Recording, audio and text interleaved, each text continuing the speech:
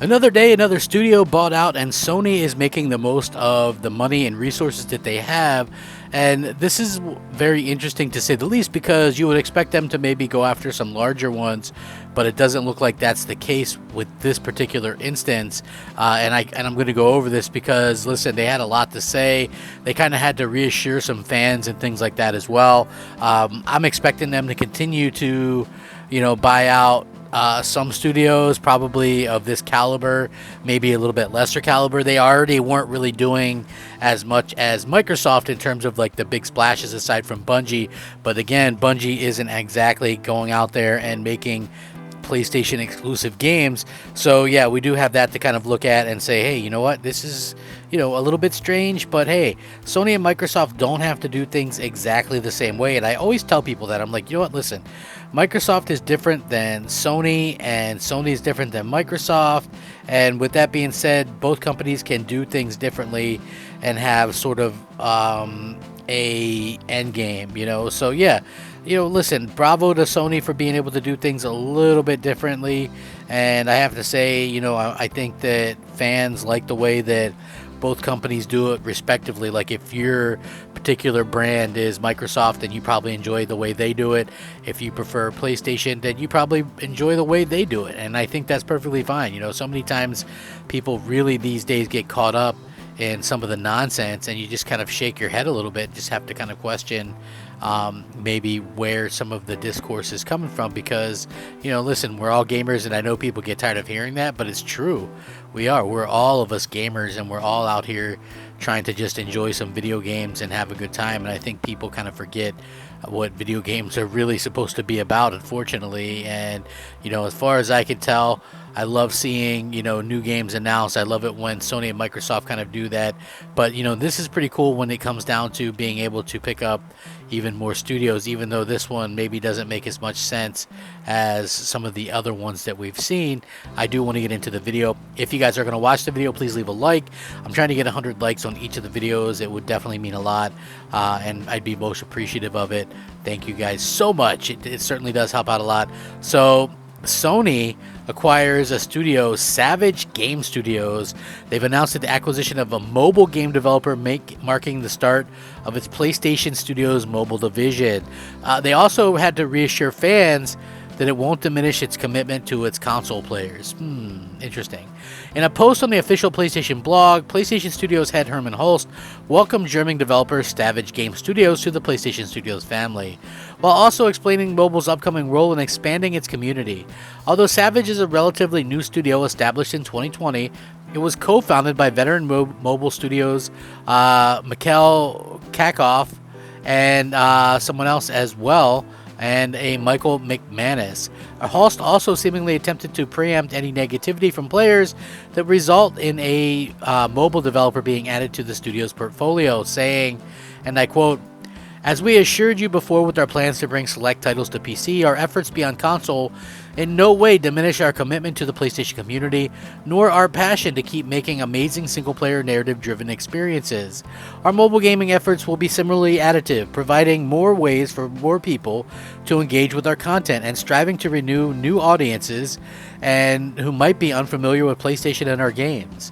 Savage Game Studios is joining a newly created PlayStation Studios mobile division, which will operate independently from our console development and focus on innovative, on-the-go experiences based on a new existing IP from PlayStation." Holst also revealed that Savage is already working on a new unannounced AAA mobile live service action game, adding, "It's too early to reveal more, but I'm so excited for when they'll be able to." Sony has been expressing its desire to move further into mobile gaming for some time now. Speaking during a business briefing in May, President of Sony America, Jim Ryan, said the company expects half of its annual releases to be on mobile and PC by 2025. By expanding to PC and mobile, it must be said, also to live services, we have the opportunity to move from a situation of being present in a very narrow segment of the overall gaming software market to being present pretty much everywhere, according to Ryan. Last year, Sony also hired former Apple Arcade content boss as well, who is now the VP head of mobile at PlayStation Studios. So this was kind of to be expected, but I sure do see a lot of people kind of maybe questioning a little bit what's going on here. For me personally, I don't question it. I think, it makes a lot of sense. Microsoft is doing it too. I know a lot of people think, that Microsoft bought out Activision for Call of Duty and things like that, and I think that Call of Duty is a reason. It's probably a pretty big reason for it, but it's definitely not the only reason. And I think King is a big reason because Microsoft is already kind of in with like the console players, the PC players, and that kind of situation. What they needed and what they're trying to expand to is mobile. And I've said this for a long time.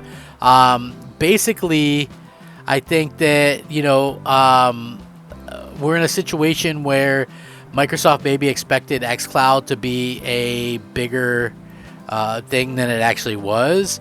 And I'm not saying that it's not, big, or people might point to millions, but it's not the billions of gamers that, a lot of people, including Microsoft, kind of said would happen. It's just one of those things that it just kind of happens, I really just honestly think that it's just a super interesting sort of situation that we find ourselves in because regular kind of games and things like that are going to continue coming.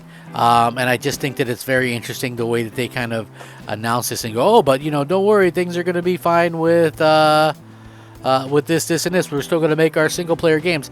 That reassurance is something that they need to continue to do.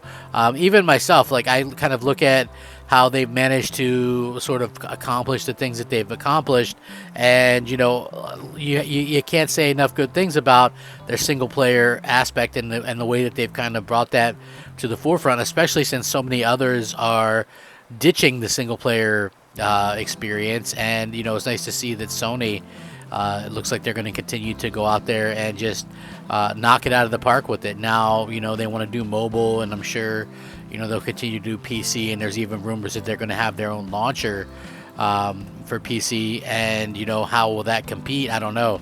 Like, I personally think, I'm not a PC gamer, but I've seen a lot of people just pretty much say, hey, you know what?